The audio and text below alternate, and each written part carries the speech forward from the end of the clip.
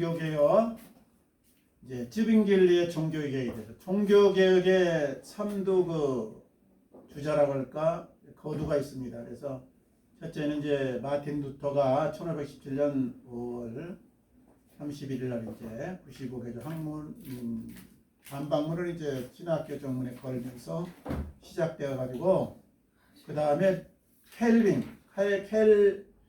칼뱅이라고 하기도 하고 칼빈이라고 하기도 하고 이제 발음에 따라 좀 그런데 제네바를 중심으로 해가지고 지금 스위스의 이제 수도인데 거기를 중심으로 개혁을 해가지고 한 10년 동안 그렇게 그 당시에는 정치하고 이 신앙하고 같이 연결돼 있어요. 그래서 칼뱅이 설교를 하면 의회에서 그걸 채택하고 정치적으로 이렇게 행정이 또 집행되고 이런 겁니다. 그래서 그 스위스에서 이제 도박업이라든가 뭐 술집이라든가 마약이라든가 좀 사회학으로 그렇게 일컫는 건 전부 청소를 하죠. 칼뱅이 설교를 하면 의회가 이제 받아들여 가지고 그 도시에서 악을 제거한다. 이제 그래서 그때는 정치하고 이 신앙하고 거의 이제 국민 대다수가 이제 믿으니까 그렇게 갔어요. 근데 이제 이 쯔빙글리는 스위스에서 같이 활동하는데 장소가 약간 틀립니다. 그래서 이제 쥐리히라고 그 당시 한 7,000명 되는 도시였는데 지금 한 40만 정도 돼요. 우리 지금 광명시가 대략 인구가 40만 정도 되죠. 그래서 한 우리 광명시 정도 되는 거기서 지금 옛날엔 7,000명이었는데 그렇게 그 시를 이제 개혁을 하면서 그렇게 신앙을 생활화시키는 그 일을 합니다. 그래서 이제 쯔빙글리, 칼뱅, 루터가 이제 개혁 신학의 이제 개신교의 이제 3대 거두예요. 그래서 이제 오늘 이 울리히 쯔빙길레라고 하고 울드리히 쯔빙길리. 울리히는 이제 그 당시 스위스에서 쓰던 말로 이제 그렇다는 얘기고, 이제 울드리히는 이제 영어로 이제 이렇게 옮기는 과정에서 이렇게 발음이 이제 조금 변형된 거고, 다시 쯔빙글리입니다. 1484년 1월 1일, 루터보다 한 일주일 후에 태어났어요. 나이가 다 비슷비슷합니다. 세 사람이다. 그래가지고 주로 이제 쥐리히에서 활동을 했다. 이 루터도 마찬가지지만 이 쯔빙글리도 이제 아버지가 촌장이었는데 그 삼촌은 신학교 이제 학장이고 그래가지고 어릴 때부터 교육을 잘 받았어요. 기초가 이제 잘 됐습니다. 그리고 라틴어 교육도 받고 또 다른 언어 기획, 문법, 뭐 음악, 변증학.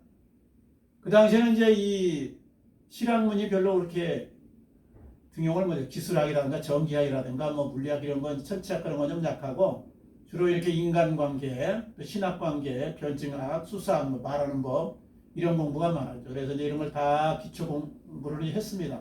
사람이 기본이 참 중요한 게 기본. 손정웅 씨라고 우리 누굽니까 그 축구 선수. 손흥민. 그 축구 선수 아버지가 손정웅인데요. 그분이 이제 기본에 충실하라 이런 책을 썼잖아요. 아주 그 손정웅 씨 책 많이 읽습니다. 그냥 한 달이면 어떨 때는 막 한 10권, 10대권씩 읽는다고 쓰고 그걸 또 다시 복습하고 다시 또 요약하고 평생을 그렇게 한다 이거. 그래서 그 밑에서 이런 이제 유명한 축구 선수가 이제 기본기가 다져진 그리고 인품이 다져진 이제 손 선수가 이제 나온 거죠. 그래서 기본이 잘 돼야 된다. 기초가 튼튼해야 된다. 우리 신앙도 마찬가지고. 그래서 이 쯔빙글리로 그 위대한 일을 할 수 있었던 것이 기본 인품과 기본 그 신앙이 부모들에게서 물려받아서 이제 탄탄하게 이렇게 다져졌습니다. 그래가지고 1506년에 그러니까 뭐 1506년이니까 한 22살만 정도 됐는데 이제 사제 서품을 이제 받습니다. 그러니까 요즘 말하면 이제 천주교 신부죠.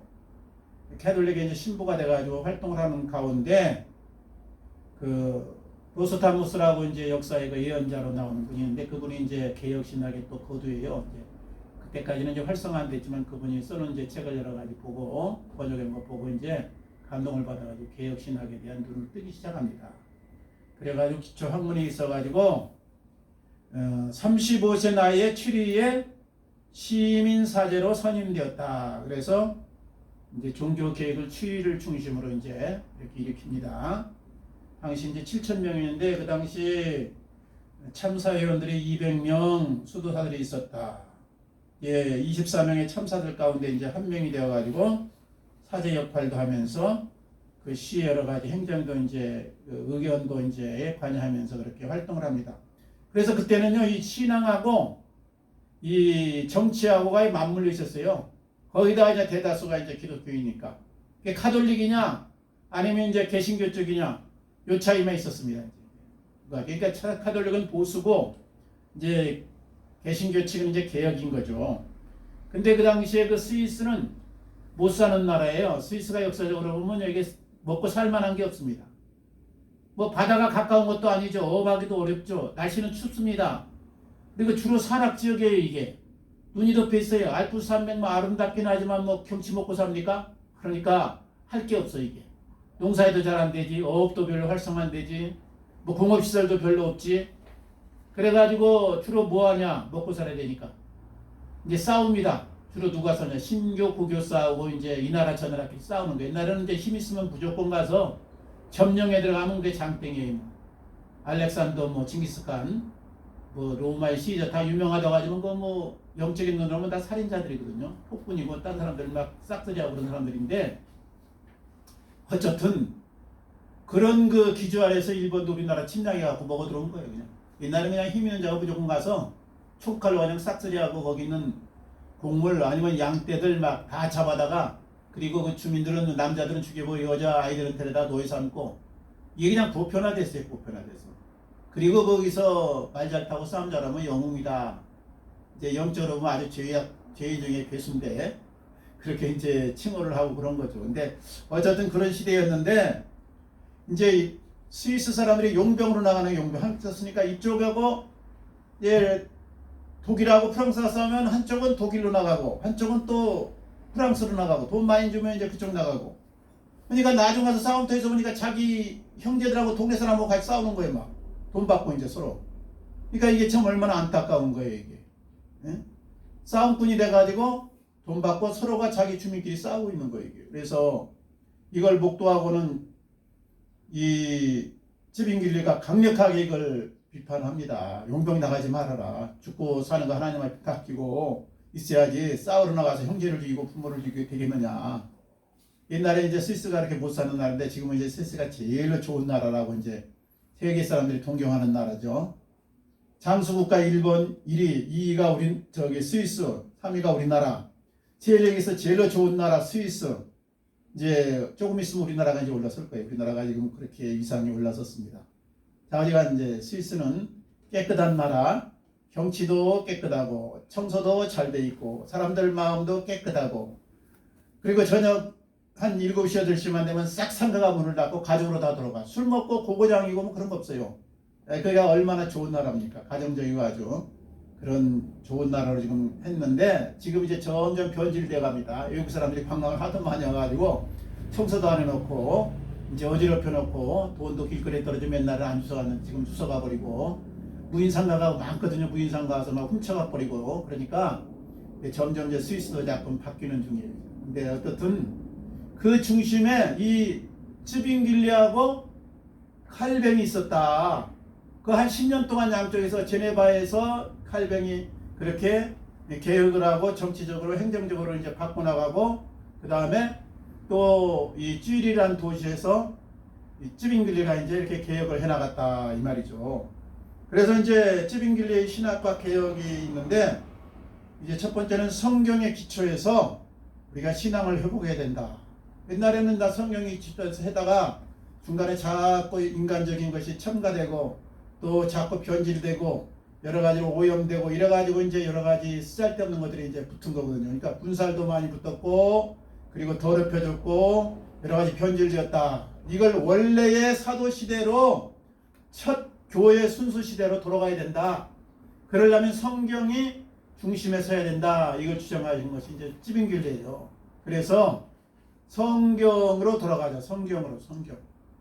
딴 거는 다 이제 겉모양으로 사람이 첨가하는 거니까 우리가 늘 성경을 중심으로 해서 우리도 개혁할 게 있나 없나 이걸 살펴야 됩니다. 그래서 이제 크게 네 가지를 계획을 했는데요. 이거는 신학적으로도 그분이 완성을 해놓고 실제적으로 자기가 있었던 취리의 10년 동안에 이걸 국가적으로 완전히 완성을 시켜놨어요. 왜냐하면 이 찌빙글리가 설교를 하면 의원들이 듣고 맞습니다. 그러면 이제 가결을 해주는 거예요. 다음에 이제. 그래가지고 그게 통과돼가지고 이제 정착이 된 건데요. 첫 번째는 성경으로 들어가서 신약교회, 초대교회의 모습을 회복하자.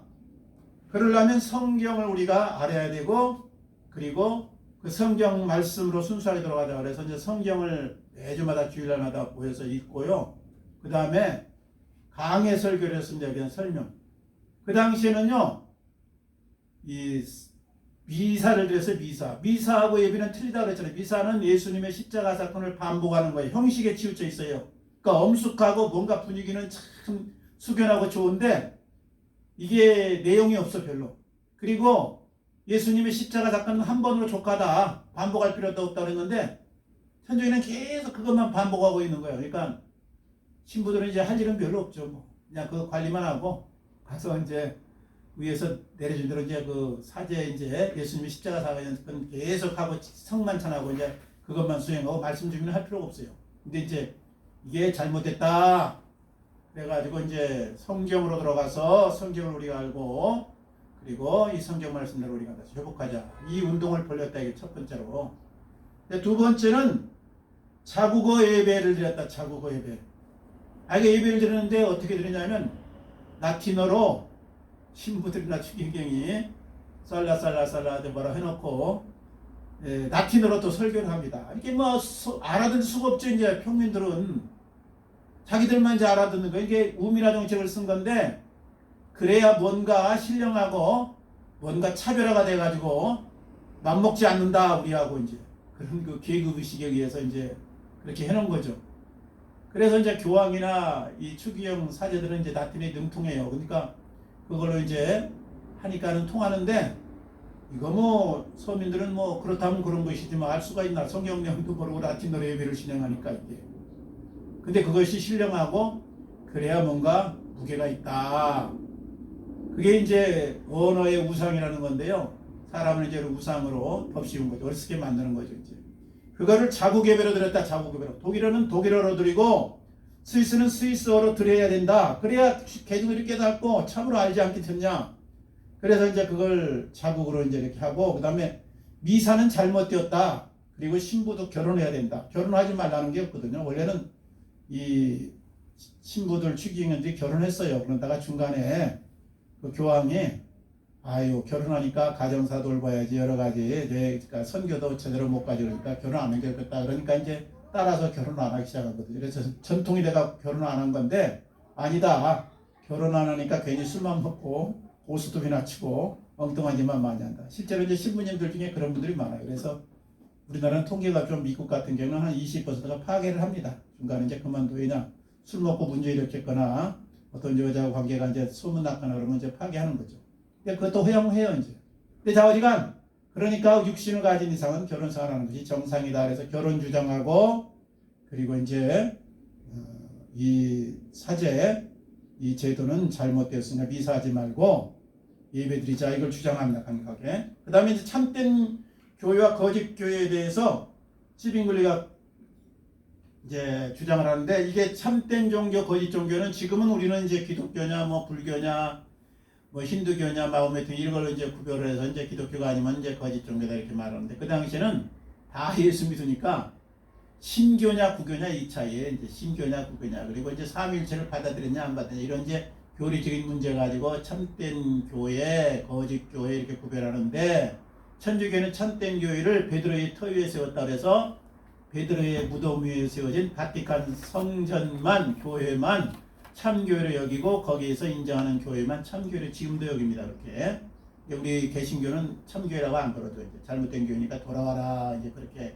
하는 거고 우리는 그거는 베드로의 신앙 고백 위에 세웠지 무슨 무덤이 뭐 확실치도 않는 무덤이라 세워놓고 그런 물질적인 걸 말하는 게 아니다. 그러니까 개인 베드로가 아니다. 이제 그래서 그 신앙 고백을 중시 여기고 그 신앙 고백을 같이 하는 사람들의 무리가 바로 참된 교회다 이렇게 하는 것이죠.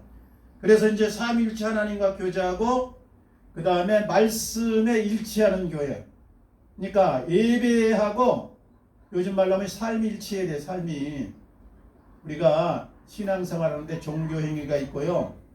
삶이 있습니다. 삶이.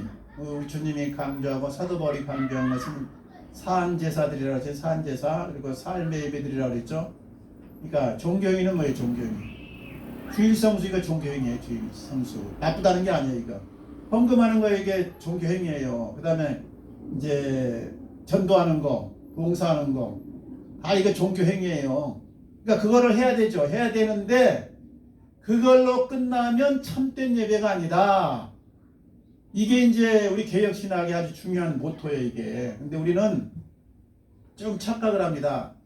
성도가 나와가지고 제익되고 마음은 이제 성수주의를 우선 하고 11조 하고 그리고 교회 여러 가지 이제 이 명령에 이제 잘 순종하고 요걸 이제 뭐 신앙종교를 하는데 신앙종교는 아니고 이건 이제 종교 행위를 잘 이행하는 거죠. 이게 기초가 돼야 되지만 거기에 삶이 따라야 된다. 삶이 뒷받침되지 않는 건 죽은 제사다. 제사 드리는데 맨날 형식에 매여 있는 거예요. 이거.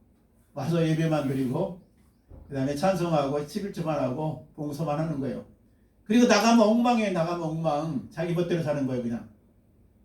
우리 정치인들 뭐 하는 기독교인들 그러잖아요. 나가면 그냥 이게 아이고 정치인들 보세요. 동성연애 찬성하는 정치인들 기독교인들 엄청 많습니다. 엉뚱한 기독교인들 많잖아요. 아유 저의 삶과 이게 신앙이 완전히 분리되어 있어. 종교 행위는 있는데 신앙이 없는 거예요. 이게. 죽은 제사 계속 드리는 거예요. 이게. 그래서 산제사 드려야 된다. 삶과 신앙의 이 종교행위가 같아야 된다. 이걸 말하는 겁니다. 그 다음에 출애 예배당에 있는 상들을 다 정해서 그때 예수님의 상과 십자가 상도 마찬가지고 마리아상, 성인들의 상이 많았어요. 그림도 많았어요. 바티칸 성전 가면 막 화려하게 거기 천지창조 뭐 조각상 많잖아요.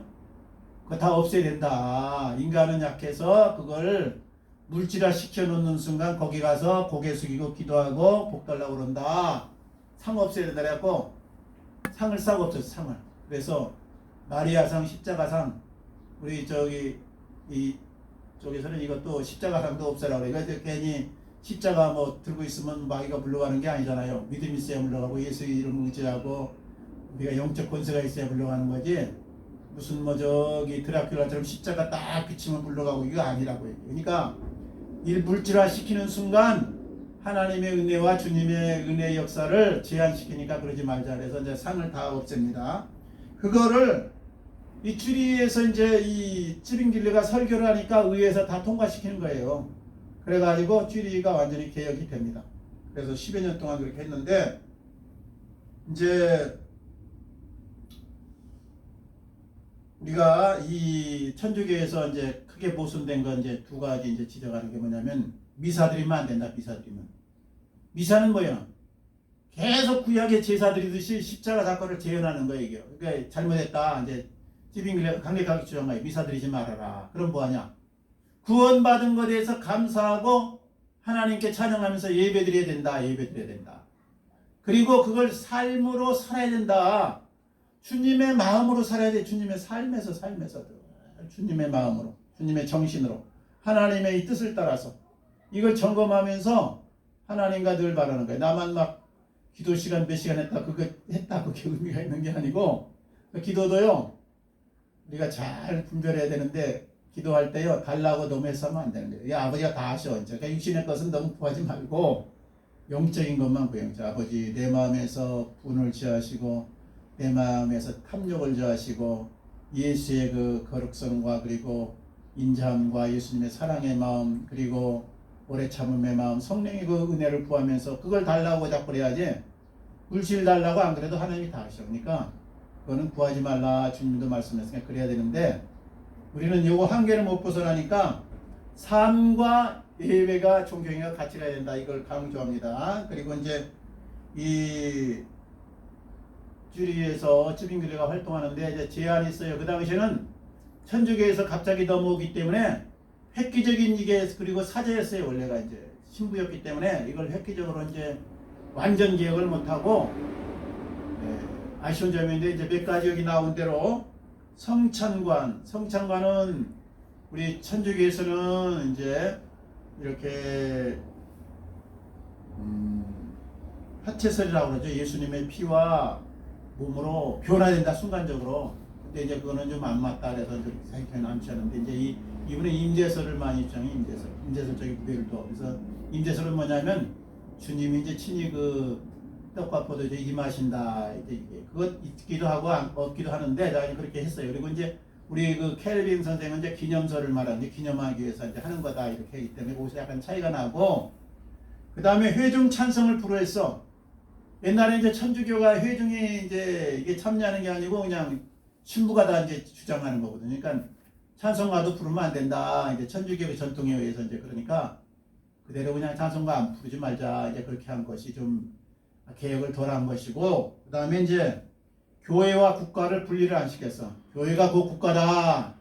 그러니까 딴 종교는 이제 허용이 안 되니까 이제 말씀대로 살면서 이제 사회 제도를 인간적인 모든 그 욕심이나 탐심을 다 제거하고 국가 자체가 이제 성경대로 살아야 된다. 이제 그렇게 하는 거예요. 그러니까 지금 저 IS 국가가들이 이제 이슬람을 이제 국가 그 정책으로 삼고 하는 것처럼 그러니까 여러 가지 강제 정책이 따르는 거죠. 그러니까 인간의 자유가 없어지는 거죠. 그래서 이걸 너무 일치시켜놨다. 요즘은 분리돼 있죠.